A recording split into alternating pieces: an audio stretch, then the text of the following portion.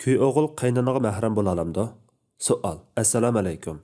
Kuy o'g'il qaynanaga mahram bo'la olamdi? Alloh rahmat qilsin. Javob. Va alaykum assalom va rahmatullohi va barakatuhu. Barliq hamd sanolar Janobi Allohga bo'lsin. Durud va salomlar payg'ambarimizga, u zotning oila tavobatlariga, ashablariga va u zotga toki qiyomatgacha ergashganlarga bo'lsin. Kuy o'g'il qaynanaga mahramdir. Chunki qaynana kuy o'g'ilga nisbatan nikohlanish mangu harom bo'lgan ayollar qatoridan bo'lib, Alloh taolo nikohlanish harom bo'ladigan ayollarni mundaq bayon qilgan.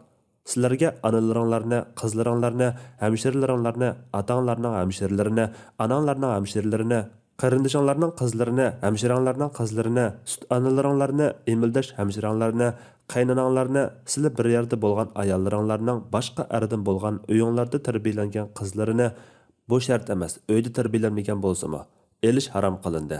Agar sizlar ularning onalari bilan bir to'shakda bo'lmagan bo'lsanglar, bu chog'da ularni olsanglar hech bak yo'qdir.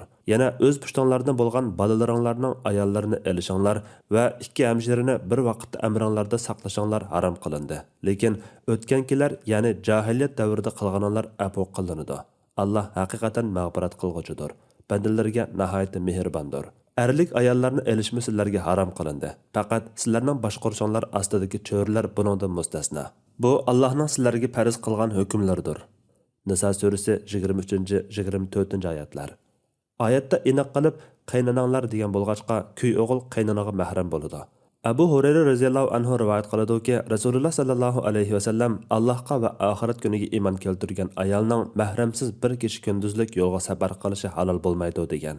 Ibn Abbas radhiyallohu anhu rivoyat qiladi-ki, Rasululloh sallallohu alayhi va sallam hech bir er kishi yot ayol bilan mahrami yanida bo'lmagan ahvolda xoli yerda billa bo'lmasin degan edi. Bir kishi: "Ey Rasululloh, ayolim hajga chiqmoqchi bo'ldi. Men mundaq g'azotlarga chiqishga tizimga oltirgan" dedi. Rasululloh qaytib berib ayoling bilan billa haj qil dedi. Yuqoriqilarga asosan kuy o'g'il qaynonasi bilan safar qilsa, xoli bir yerda o'ltirsa bo'ladi. Kiyinishdimi kuy o'g'il oldida o'z o'g'lida kiyinsa bo'ladi. Lekin qiz anaga o'gay bo'lgan ahvolda kuy o'g'il ayolining o'gay onasiga mahram bo'lolmaydi. Alloh eng to'g'risini bilguchidir. Fatvoda Dr. Abdul Aziz rahmatulloh. Fatvolar majmuasi 2-tom, 54-numorliq fatvo.